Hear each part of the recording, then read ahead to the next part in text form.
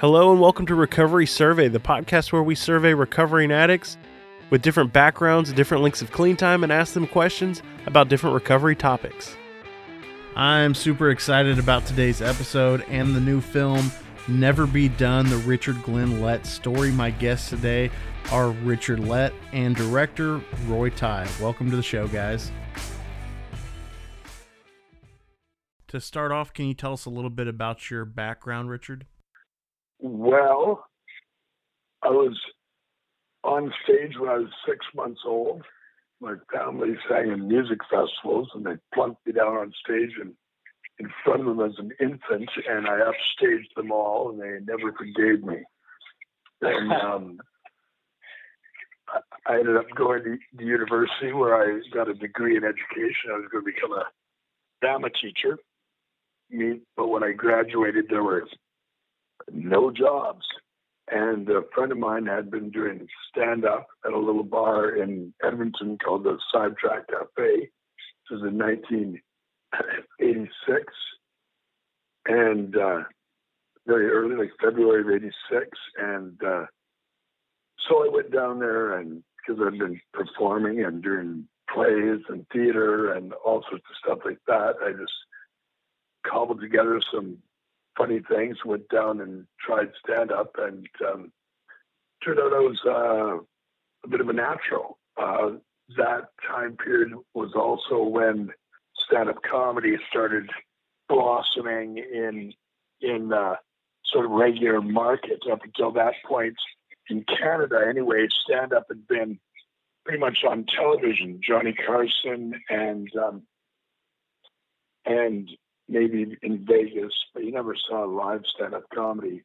And then right around that early 80s and was when the comedy boom sort of happened, and that's when clubs started opening up. And I went from, doing my first open mic to headlining within 4 years for a couple of reasons. One is that I did have a kind of a knack for it. So I was able to rise very quickly. The other is that there just wasn't a lot of comedians, so there was more work than there were comedians to do it. So I was, sort of fast-tracked into headlining because, we just didn't have enough comics. So then I ended up touring a lot in the bar circuit and the kind of rugged frontier of Western Canada at about the same time that Yuck Yucks, which was the comedy chain that was established in Toronto, started opening up clubs across the country. And I was sort of headhunted by them, and I ended up touring as a stand-up comedian as a headliner and then MC in the various jobs, and I ended up becoming a full-time professional comedian, which I did I've been doing it now for over 30 years, but at that point, about 10 years in, it was pretty much full-time, and I sort of made my living there, and I was like a lot of comedians, drinking and, getting high, mostly pot and booze, and didn't seem to be much of a problem. This is, the nature of the business is that not only are you allowed to do it, but you're encouraged to do it. It's a very strange job that you show up and your boss offers you booze before you go to work. And so I took advantage of that.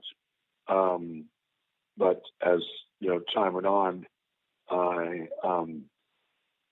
just the booze became sort of more regular. It wasn't too bad on my shows.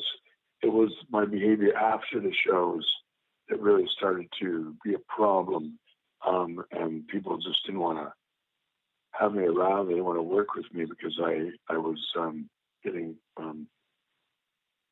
sort of nasty, abusive, obnoxious, entitled. I just felt like, that I was deserving to be rich and famous. And when that didn't happen, I blamed everyone else. And so that it reached a point where, when I was living in Vancouver, where I thought that all I really needed was a really good tape of my show, and that would sort out these, the problems with my career, which was floundering at that point.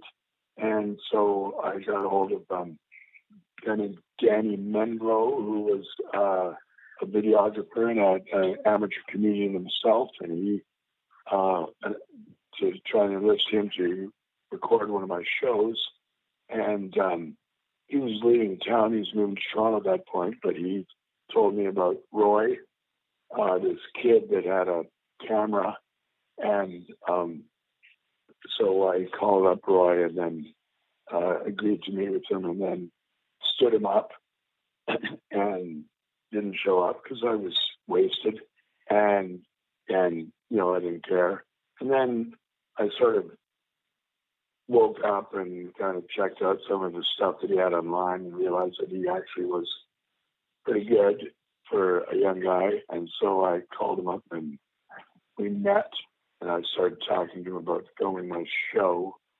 And in mid-sentence, he said, "I want to start filming you now." I went, "What do you mean now?" He said, "I want to go to my car and get my camera and start filming you now." And I said, "Okay." And that was how the project began. Over to you, Roy. Well, yeah, that's pretty much, Richard is exactly right. That's what happened. I when I first sat down with Richard at that Starbucks, we both lived in the same neighborhood together, actually, strangely enough.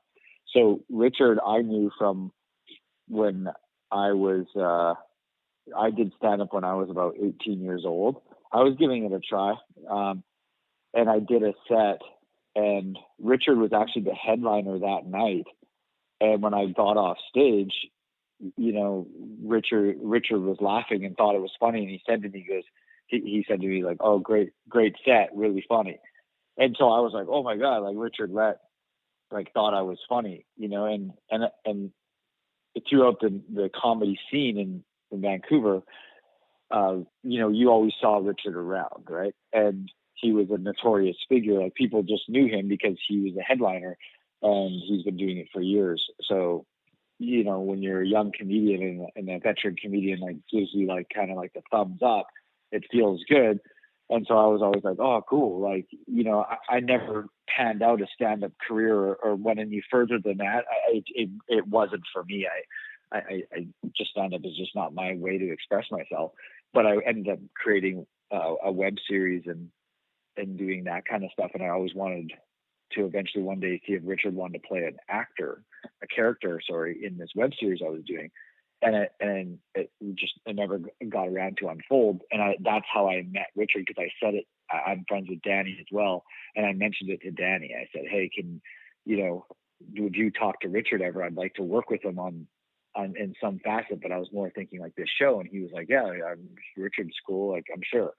So I was like, "Oh, okay." And then that's when we met that first time, and when we met at the Starbucks, we were talking, and it just felt like a natural conversation for me, because at that time I had a camera and I was producing stuff, and this was before the days of YouTube, when it was like really easy to just put things online and stuff like that.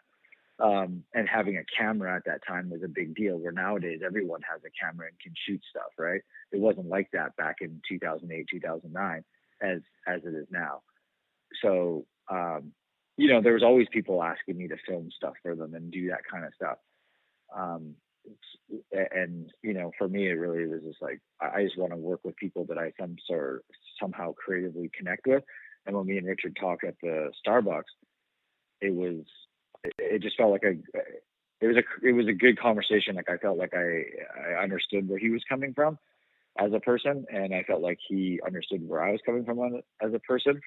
And so it all started as me at first as being like, I don't know, this just sounds like something fun to do. Like, he sounds like an interesting person, and we just kind of will just start filming things. And that's typically how I work. Like, even to this day, when I'm directing and producing and doing things out here in LA, it just comes down to the person. So, and then I'm always like, well, let's just start working. You know, it's not really like, let's talk about working. Let's actually just start working. And with Richard, that was the case. I was like, oh yeah, let's just start filming right now. And he was like, okay. And then we started filming. And at first it was just fun. Like, I was like, I don't know what I'm making. I don't know what this is about. I know that I'm just filming this guy, and like, who knows? It's just cool, you know. And it was just more fun at first, and like, Richard partied and all that kind of stuff. So I was like, oh, this might be really fun, you know. And then that first night we went out to the Yuck Yucks Club, we got kicked out. So, because Richard got into a fight with the owner, or no, the manager at the time, and then he kicked us out of the club. So I was like, okay, all right, this is interesting. Let's keep doing this. And then we got together the next day, and I did some more interviews. And as time went on, it was just a series of interviews and just spending time with Richard, not having an idea where it was. Actually, the DP, Graham, who's you know, helped me with the project, he's credited as the director of photography, even though he did much more than that. He asked me early on, like, what are you doing here? Like, what are we making? And I said, I don't know. I go, like, you're asking me that, and I have no idea. I said, and he's going, well, I just don't get it. Like, what's the deal with him? This is right when Richard was like teetering on the edge, right? Like, he quit drinking, I think, or he said he quit drinking. Maybe it was like a week or two into that, but he was out. He said that he was only going to be smoking pot, and that would help him not drink. So it's like a classic addict mentality, right? Where it's like, oh, I'll just stay sober by smoking pot. You know what I mean? Like, so, you know, when we went out that night, and that's when Graham, you know, I don't want to speak out of turn here on Graham, but Graham at first didn't know how to take Richard's personality. Like, he just didn't understand it, because Richard was rough and gruff and just did his own thing. And for me, you know, I was like, oh, this is exciting. But for Graham, you know, it wasn't that his experience in that way. Like, he didn't understand it. And I think he was a bit, he was kind of off put by it in a way. But that night when Graham was saying, like, what are we making? I was like, I don't know, Graham. I'm just showing up with a camera, and I'm going to film Richard's set tonight. I don't know what that's going to do. And he goes, okay. And I was like, if you want to come help me, come help me. And if you don't, that's fine too, but I'm leaving now. And so then he jumped in my car, and we picked up Richard in my like 1990 Honda Civic. And then we drove out to New Westminster. And then that's when Richard heckled the heckler and made the heckler cry. So that's when we got that footage. So I think after that experience, that's when Graham finally got the same experience that I got, and was like, oh, I get it now. We don't know what we're making, but we're making something. And it's like, right. And then Graham and I just rode the train to where it is today. Right. So that's just, it was a perfect storm, really. Nothing, you know, I didn't know what was going to happen. I really didn't. It's one of those things where I was like, I didn't know anything about addiction or alcoholism at the time. All I knew is that if I'm starting to make a documentary on this guy when it got really bad, that I can't get in the middle of that. Like, I didn't give Richard money ever. I didn't help him out when he was getting evicted. I didn't offer him a place to stay. You know, the only thing I did was ever buy him a pack of smokes.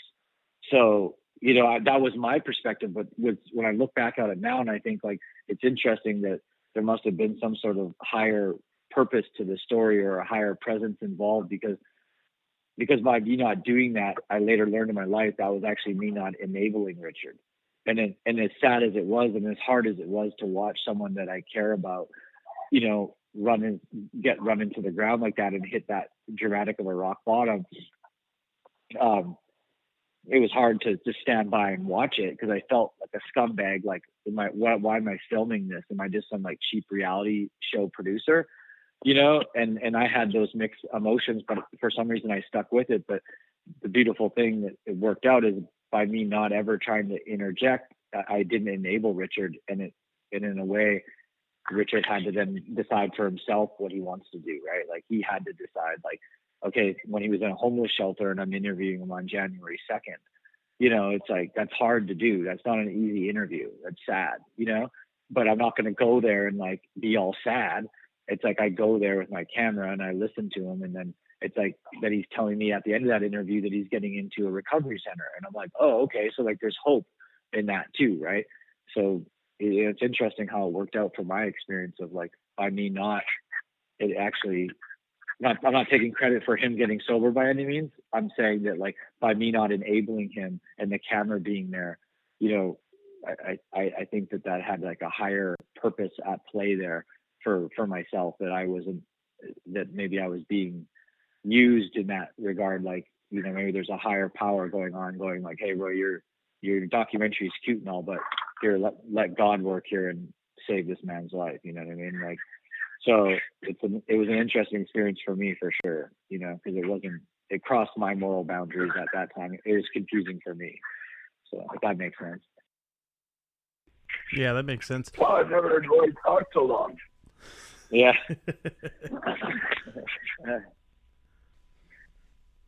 He's usually humming and hawing, and you know, it was cogent and even true. Yeah. So there's a scene where Richard, all your stuff is in the parking garage and you've cleared out of the apartment, and it seems like you're getting ready to walk away from the documentary and like you're completely done. You're at that rock bottom. You end up getting in your car, and you said you drove 7,000 kilometers. What was going through your head at that moment, and what made you decide to keep doing the documentary and continue this whole project? Well, you're right. That was, I had run out of patience, and fortunately, I think, you know, again, if you look at, you know, in the world of recovery, which is a spiritual journey, then you look at the spiritual journey of the documentary. Roy wasn't there that day, and Graham was. He'd just been sent to shoot some B-roll. And Graham is a wonderful guy. He's a super nice guy. And he's a very gentle man.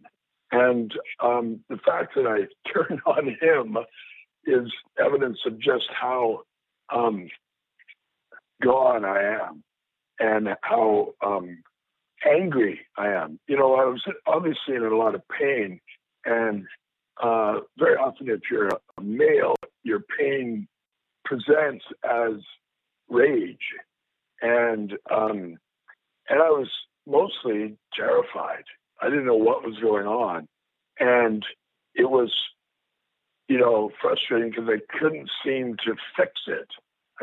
All my stuff had been moved to this parking spot. And, you know, Graham's asking me, well, what are you going to do? And I'm going, I don't know. And you're right, there was that point. And in the film, it's quite brilliant how, you know, I think one of the more striking moments is when I walk down that ramp and I stamp on the garage door opener, and the door opens and I walk into like white light.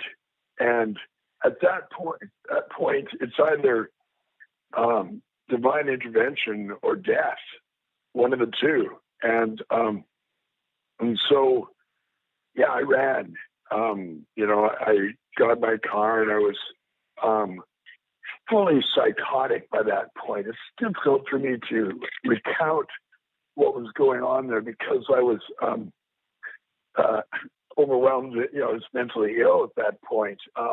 Withdrawal from drugs and alcohol is a dangerous medical situation. And so as I was losing grip on reality, all I could do was drive, and I did. I drove and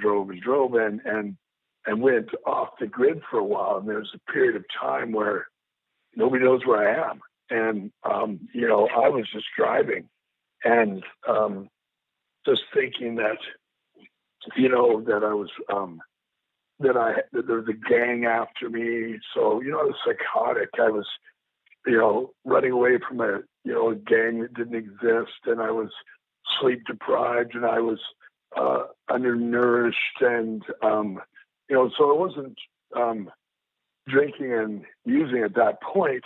I was worse. I was in withdrawal, and this big Irish body that had been accustomed to having alcohol and drugs in its system now no longer did. And, that like withdrawal from alcohol is one of the more dangerous things, that you can do. They suggest that Amy, Weinstein was, that she died not from drinking, but from stopping drinking. And, that there is many accounts of people that in withdrawal from alcohol, they perish. I mean, when I was in treatment, I met some guys that were serving out the end of their sentences from prison. And they told me that if you go into prison and you tell them you're an alcoholic, they will monitor you and they will give you Valium and they will chemically and medically take you through that. If you go in there and tell them you're a heroin addict, they'll say, well, good luck with that, because you won't die from withdrawal from heroin, but you will die from withdrawal from alcohol. So, and part of those symptoms are convulsions and strokes and heart attacks and hallucinations. And that's what was happening to me, is that it was, Brett, hallucinations are not just seeing things that aren't there, but believing things that aren't true. And the irony is that I was driving around with a bottle of scotch in my car and a bottle of Chivas. That's how much of a douchebag I was. That I had to drive around with an $80 bottle of liquor in my car to prove to myself that I wasn't an alcoholic, that wasn't the problem, right? I mean, addiction is the only disease that will tell you you don't have it, right? So, I was busy trying to convince myself that wasn't the case. But on Boxing Day, 2009, I was so angry that I drank it, right? I mean, and when I drank that bottle of scotch on Boxing Day, and sometimes when we go on 12-step calls, we will take alcohol with us to try and stabilize the person that we're trying to help, because our system is so used to having the burden of that, depressive, that heavy depressive alcohol is on our system, that in order to stabilize, we need to drink some. And that's, I believe, what happened to me. By drinking that scotch, I knocked myself out of psychosis and back to a familiar place, hungover. And so the next morning I woke up, and in the second step of the 12 steps, it says we came to believe in a power greater than ourselves that could restore us to sanity. And I'm a word guy, and so I restoring sanity meant, I was thinking about that night on December 27th, 2009, and thinking, like, restore me to sanity. That must mean that I was once sane and I no longer am. And, the restoration of my sanity began when I admitted that I was insane. Crazy people don't think they're crazy. And so, when I went, oh my God, I'm crazy. I'm nuts. There's no gang after me. Everybody who loves me is 50 miles away. I just didn't, it was terrifying. It was humiliating.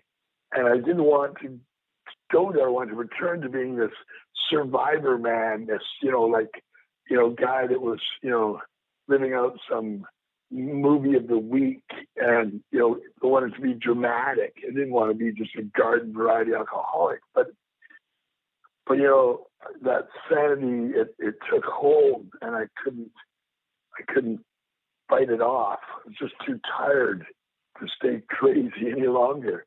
And so I woke up December 27th, outside of an Orlando club, and you want to talk about divine intervention. After driving 7,000 kilometers, where did I wake up? But right outside, right across the street from an Orlando club, which is, heavy-duty code for a alcohol 12-step meeting. We're so clever. Al, anon. Get it? Anyway, don't get alcoholics to try and be spies and stuff. We will be, caught immediately. But anyway, but as I said many times, I was desperate for a cigarette. And if you can't bum a cigarette outside of a 12-step meeting, you have no skills at all. And so I went in there and I asked the woman to give me a cigarette and a coffee, and that was a mess. My hands were all gnarled up. I'd been living in, closed campgrounds and stuff. My fingers were scarred and gnarled, and that was just a mess. And she said, "Are you here to get into the valley?" I had no idea what that meant, but it got me a coffee and a cigarette. So I said, "Sure." She said, "Okay, Les will be here in half an hour." Like, Les? Okay, or whatever. Well, Les was an alcohol and drug counselor, and the valley was Miracle Valley, which is a treatment center outside of Abbotsford. And by saying that I was here to get in the valley, I was admitting to having a serious alcohol and drug problem. So Les showed up, and it took him like 10 minutes to figure out what was going on, and that I was, living in my car, and that I was, running away from a gang, and that I was in a lot of danger, not from a gang, but from myself. And he got me into a homeless shelter, and, that was December 27th, and I slept for a day and a half, and they fed me, and there's all sorts of other people there who were very kind and sympathetic and not judgmental. They go, "Oh, you're running away from a gang that didn't exist?" "Yeah, I did that." "Well, better to be safe than sorry." And, as we shared the butt of one cigarette with 6 guys in a tool shed and outside the homeless shelter. But then, then I realized I was going to have to fight back. And so there was a internet at the homeless shelter. So I sent Roy a note saying I lived and I'm in mission. And there's a funny scene in the movie where Roy's reading, like these guys didn't reconstruct, or there was no a dramatized version of any of this thing. They just got every moment as it was happening. So there's Roy reading this email, which begins with an expletive to describe someone who's homosexual, and this letter to Roy saying, "I didn't die, but it was close, and I'm here." And then, recovery began. I started going to meetings, and he came out, and, he did buy me a pack of cigarettes. I think he bought pizza for some of the guys at the homeless shelter one. Oh, yeah, that's right. Yeah, at the Papa John's or something. Yeah, because they all went, he was interviewing them too and stuff, but I don't think they made it into the doc, but, they were there for the pizza. And and it was pathetic and embarrassing. And, and as far as, the documentary goes, I really, Brett, I didn't care. I was fighting a disease that was trying to kill me. And, it was pleasant enough to see Roy, but it wasn't like it made any difference to me at that point. I was going to die from this thing if I didn't, really, really, really, put all the energy and effort I could into it. it's it's interesting that people don't understand. If you're not an addict, if you're not an alcoholic, some of the reviews that come out, they talk about what a jerk I am, and that's and I'm paraphrasing. But one of the reviews called me a real life villain. But the reality is that I was sick. I was very sick, and I wasn't a bad man trying to get good. I was a sick man trying to get well, and it took everything to do that. Was Roy and Graham, did they play a part in that? Absolutely. Did they facilitate it? No, they didn't. That was God. God said, no, you got a documentary to be the subject of, dude. You're not going to be dying yet. And, and so, it's hard not to give Roy and Graham credit as being sort of emissaries. A friend of mine, Kathleen, who's in the movie, she said to me that she prayed for extra angels for me when I was on that run. And, I've said this before, it would appear to me that those angels came in the bodies of Roy and Graham, right? They didn't lift a finger, but seemingly by having that camera and them there, it gave me that extra sort of strength to dig in my heels and not give up. And this is a terrible disease. We lose so many people, right? So many people. Why did I live and why don't other people? It can just be a moment, and maybe that me digging in my heels and saying no, I'm going to go to that meeting, and no, I'm going to do my steps, and I'm going to try, and I'm not going to give up. Maybe that extra ounce of strength came from the fact that there were two guys that were watching. So anyway, that's that. Do you want a longer answer?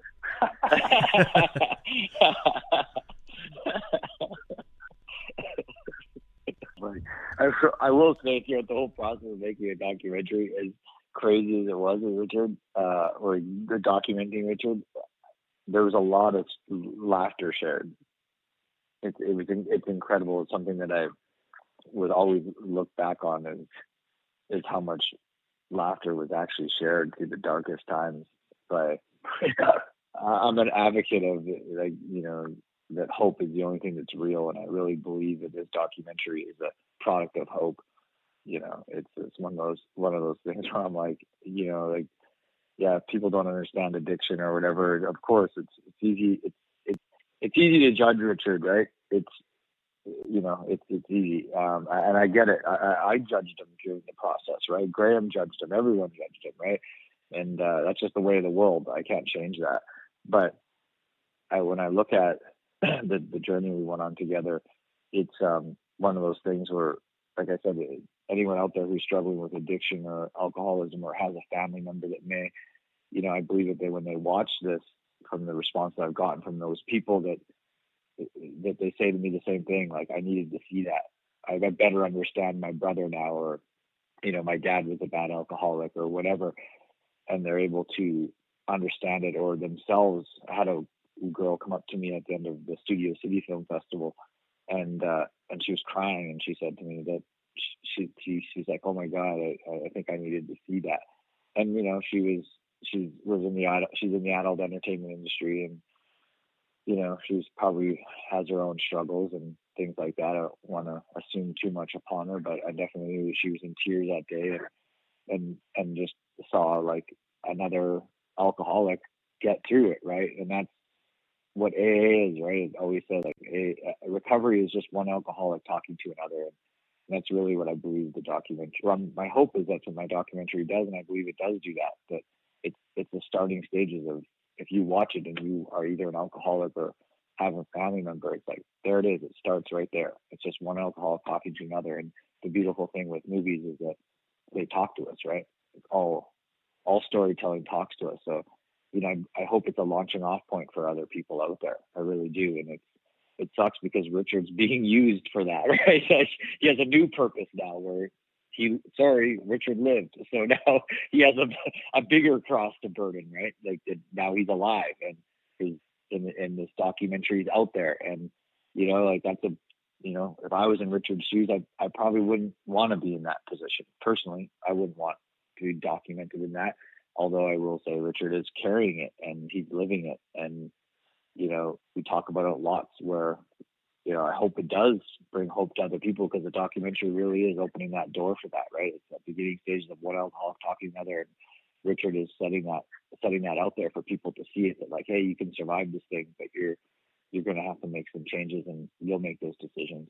That's why I always say to people, like a guy hit me up the other day and was like, oh, what you did with Richard and that documentary, like, is great. And it's just like, I always say to them, like, I didn't do that. Like, you have to call Richard, but I didn't get Richard sober. I didn't help Richard in that. Like, I'm the last person, right? Like that's what I'm telling you. Like, Richard did all that. But when you're watching a documentary, you're looking at it through a different lens. But in truth, it's like, no, Richard did all that. He's the one who got himself out of that. He's the one who changed. He's the one who's still alive today. I didn't do that. No one did that. He did that. He made that decision. So that's why I say, like, through all those darkest times, it's amazing that I can still laugh with Richard, right? Like to this day, it's like there's times where it's just like I'm still laughing with Richard, and thank God for that. And like throughout the whole process, it's such a comedy is a lot deeper than a man flipping on a banana peel. That's for sure. I had another question. There at the end of the movie, Richard, you decided to go back and do stand-up again, and you said something along the lines of that it was easier to do stand-up once you got sober. Was it difficult for you to make that decision to go back into that atmosphere where the drugs and the alcohol were so readily available, and what made you decide to get back on stage and perform? Well, Brett, it was interesting because when I was in rehab, and I hadn't done stand-up in months, and I was very frustrated because I didn't know what the heck I was going to do. And, there was a group, there's a big group and little group in rehab. And so in big group, they went around and everyone was allowed to ask questions of each person. And when it got on that I did stand-up comedy, and every question was about stand-up. And one of the guys said, did you ever do it loaded? And I said, oh, yeah, but I prefer to do it sober because your timing is better. And then later on, I was walked around the grounds with one of the counselors, and he said, how are you doing, Rick? And I said, well, I'm just sad because everyone keeps talking about stand-up, and I don't think I can do it anymore. And I keep praying for what I should do, and it's just made me really sad. And he goes, well, you did say you prefer to do it sober. And I went, well, yeah, I mean, technically I did say that. I mean, you're taking out of context, but, and then a week or so later, one of the guys one of the monitors working the graveyard shift, I was up late that night sitting in the smoke tent talking, and I have a distinct voice, and he heard my voice, this guy. He walked over and he said, oh shit, is that Richard Lett? They told me there was a comedian here. They didn't tell me there was a real comedian here. And he was a magician and a heroin addict, as they often are.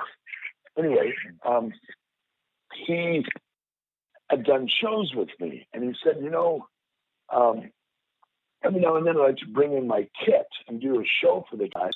Why don't I bring in my kit on Saturday, do a little magic for the guys, and you can do like 15 minutes in front of me to warm them up. And I begrudgingly agreed and wandered around for the next couple of days, cobbling together some jokes that I had. And on the night of the performance, I I did something different. Instead of, doing a couple of lines and a couple of shots before the show, I prayed. I prayed that my words be of service. And then I remember like 40 guys sitting on donated couches under fluorescent lights in the TV lounge at Kinghaven, and I started, and I think these guys were as nervous as I was, and at first there was kind of a chuckle, and then a snort and a laugh and a howl, and then they just took off, and it just they just went crazy for it. And afterwards, one of them said to me, you're going to get back, and you're going to be funnier than ever, and you're going to owe us a lot of money. And it's tough, because as I tell that story, I see some of those faces, and some of them are fans of mine, and follow me on Twitter or whatever, but some didn't make it, and it's heartbreaking because this disease doesn't care. These were kind, smart, young, strong young men, and they died. And so when I think about that one of the last things they did in their life was encourage me to get back, to do it. I feel sort of as an homage to them that to not give up, not just on life, but on being funny and doing it sober.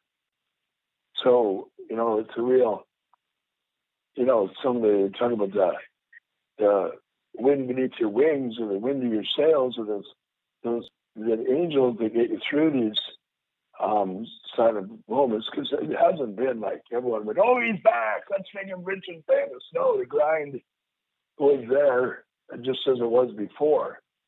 But I feel a commitment to those guys that for some random reason didn't get to make it through. And so I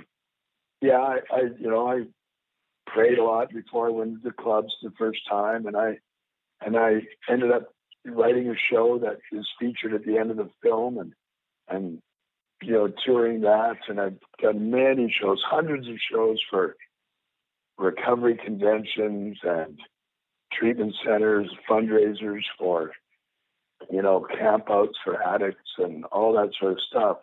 And because I figure I was spared, and I wasn't spared to go off and not use the talent that that my higher power had given me to be funny. I just had to use it for a different reason, to not to make myself look like a big shot, but to help people with it. And so that's what I believe I'm doing with this documentary. There's all sorts of comments about what a bad guy I was or even am. But if there's someone out there that has, facing, saying and doing bad things when they were sick, and they see this doc and they go, well, he was able to find forgiveness for himself enough to be this guy in this film telling these jokes and poems at the end of it all, and maybe I can too. And you save one life and you change the world. And if Roy and Graham saved this life, then they certainly have, in no small part, have changed the world. So I feel that's sort of the legacy of this doc. So were there any parts that got left out of the documentary that you wish had made it into the final cut, Roy? No, I'm 100% satisfied with every frame that's in there. I had, I did a lot of screenings before at my studio here in Burbank, and people would give their feedback and all that kind of stuff, and I'm grateful for that feedback. A lot of people actually gave some great feedback in regard to the structure of it and how to deliver it on a more concise and clear path. But some people said to me near the end that they felt it was a bit too long, and some people also, there was one scene that was cut that my editor wanted to keep in that I said no, it doesn't need to be in there. And for me, I'm. It's hard for me to say I made, because I didn't, right? Like, it's a documentary, but when I'm talking in the sense that I made, I'm talking in the technical aspects of crafting a film, right? So the length and the pacing and the structure of the story, I'm satisfied with that. That is, at that time that I did that is that I gave it my all. And I like that it's exactly 80 minutes. I don't believe it's too long. And the scene that I decided to cut that my editor wanted to keep in there, it was a scene where Richard was on the beach. We did a final interview with Richard. So after the scene at the end of the documentary, before he goes into his one-man show, he's in the underground. I took him back to the underground of where everything got kicked, where he was evicted, right? So I took him back to that space and we reflected on it. And then we went and did another interview on the beach on my way to the airport. And you can see some of the promo art is actually from that interview that's not in the documentary. There's this line in there that my editor liked, that Richard said that it was what he said earlier, that, it was about being unwell, right? Like, that it's not about like, this guy is like an asshole. It's like, no, this guy was sick and he's being well. And then he says that if this documentary, or what I'm showing the world, because Richard's opening himself up, obviously, in this documentary, if it brings hope to someone else like that, then I think it served its purpose. And I cut that scene from the doc because I didn't want people to like Richard.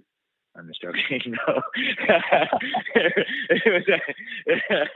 It was actually a very it was a good moment, but it was repetitive. It was repetitive information that was already there, and it was already there in the subtext as well. So it was a scene that I took it out, and I kept getting feedback that people thought that was the end of the doc, like when that scene used to be before we went into the underground, right?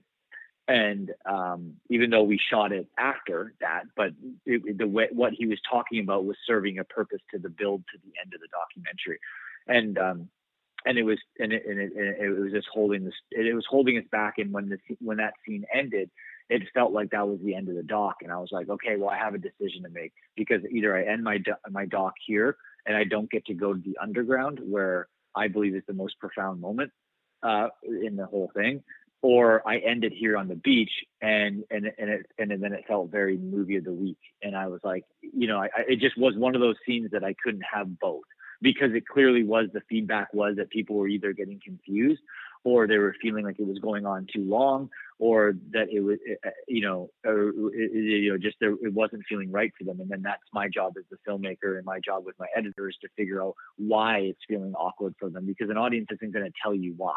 They're not filmmakers, right? They're people viewing things. They're either, it's just like a comedian, they're either going to laugh at your joke or they're not. They're not going to tell you why your joke didn't work, right? Like, it's not their job to do that. My job as a filmmaker is to figure that out. So what I came to and figured out was that I was like, yeah, it's repetitive of information. It's being repeated, and we have to make a decision. And I was like, I'm not going to end my documentary on that interview. So Adam was like, I know, you're right. He's like, it does need to go. He's like, I hate to lose it. I really love this scene. He's like, and I go, I do too. And then I go, but like, to serve the greater purpose of this story, it needs to go. And he was like, I know it does. And then that was the only scene that we cut, but that was me wanting to cut it. So I was satisfied with cutting that scene. There's funny little things like here and there. My favorite scene is the scene where like Richard and I are sitting in his apartment like minutes before he's supposed to be like out of there. and I'm like talking to him, and then I ask him that question in there, and we both start laughing on camera. And I go, "You were just being an asshole, weren't you?" And he goes, "Yes." What do you think I am? And it was just one of those moments where, you know, like we were just having a human interaction and a human conversation, and I'm just like, "You're fucking lying to me right now." And then he's like, "Yeah, of course I am." Like, you know what I mean? So like the fact that we're like laughing about it, where it's like literally minutes before Richard's supposed to be like, he's going to be on this street. It's just like I said, like I'm grateful to have gotten to experience that. Every time I watch that scene in the documentary, it tears me up and makes me smile. You know, and it's so funny to me. It's like perfect Richard and Roy moment. And then the other moment I love is when, obviously, I come back 7 years later and see him at the door with at Kathleen's house. That scene always just happens to cheer me up whenever I see it. For me, right? Like it's my own. I have my own journey in this story too. So for me, it was like it always cheers me up because I'm like, we did it. You know, like when I hug him there at the door, it's just like it's this is being put behind us now. You know, it feels good. So. Yeah, I like that scene too because I go, "Leave me alone." Yeah, exactly. yeah. But, it was at that point, right? Like it's like this is a long way. You know, I know the scene that you're talking about. Obviously, I was there, and there's a lot of stuff at the beginning of the film I don't have clear memory of it because I was, you know, out of my mind and all that stuff. But I think the choice is good because as much as, you know, I want people to like me or love me, the challenge of the film is to be able to, can you have compassion for someone that's fighting as hard as he is to try and become well, right? And suddenly this guy starts spouting, you know, Lululemon homilies that are sort of, like you said, redundant because we've seen that, right? That it asks the audience to form their own opinion instead of hearing what I think, right?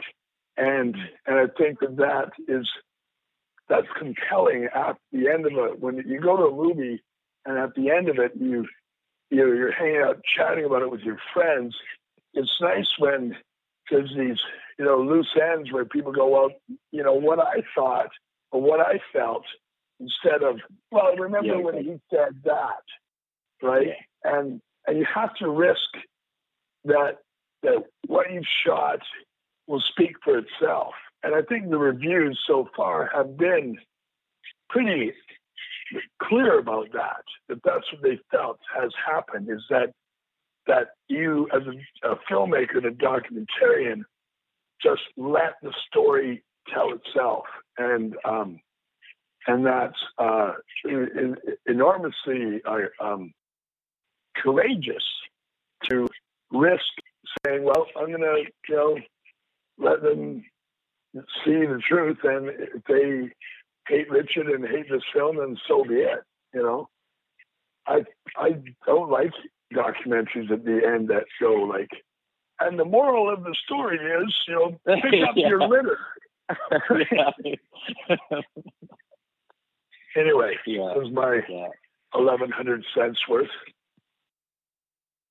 Yeah, I thought it ended really well, and it was a very powerful film, you know, very candid and raw, and, you know, there were a lot of points where I got emotional because I've been through some of those same types of scenarios that Richard's been in, and it just felt very real and genuine, and I don't know, it just felt very personal and very real. Thank you. Well, you know, I think that one of the things that gives it credibility or is that I'm not famous, right? And although I am, you know, infamous, and, you know, there's lots of people that know I am and blah, blah, blah, I'm not a celebrity. And the other thing is, you know, is that I lived. You know, they tried to make documentaries like this before, and they tend to end prematurely and rather badly because, the person they're filming overdoses, right? That Whitney Houston documentary, I can't see a frame of that without seeing her dead in the tub. It's just so grim, It's hard for me to watch a Robin Williams film now because of knowing what happened there. So the good fortune of this film, and for me, is that I remain in recovery.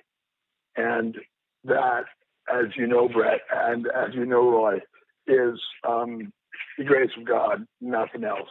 It's just, something that we've been handed. And as a result, I think it behooves us to do the best we can with the time that we have been given in this second season, this second chance, right? Give people hope and maybe some forgiveness. I know that people that will see the film who have lost people to addiction might find a little bit of peace knowing that, that it's hard.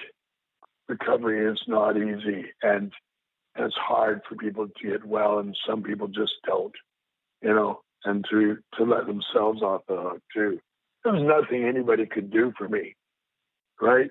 Kathleen, Roy, all those people, all those comedians, my Mark President, nothing anybody could do, right? It had to be between me and my higher power. And today, to this day, it remains that way, right?